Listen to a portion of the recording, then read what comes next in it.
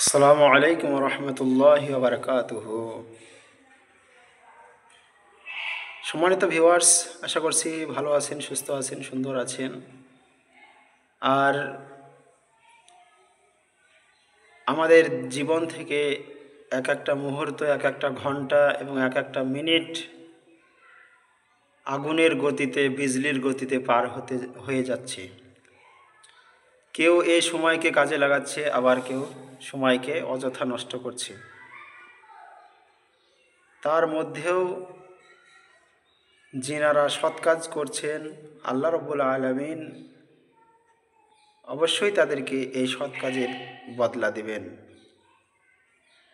আজকাল দেখা যায় জানাজার নামাজের সময় ইমাম সাহেব মুসল্লিদেরকে লক্ষ্য করে বলেন যে কুল্লু নাফসিন যায়িকাতুল মাউত, প্রত্যেকটা নাফসকে মৃত্যুর স্বাদ গ্রহণ করতেই হবে। তাহলে আজকে যেরকম এই মাইয়াত মারা গেছে, এই মানুষটি মারা গেছে, সেই রকম আজ না হয় কাল আমাদের কেউ না কেউ যাবেই।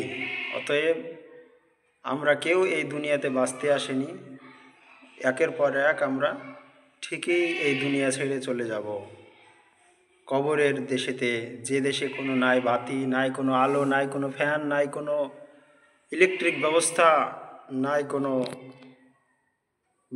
ল্যাম্প, নাই কোনো সাহায্যকারী। তাহলে সেই ঘরের জন্য আমাদেরকে সেই রকমভাবে কাজ করতে হবে।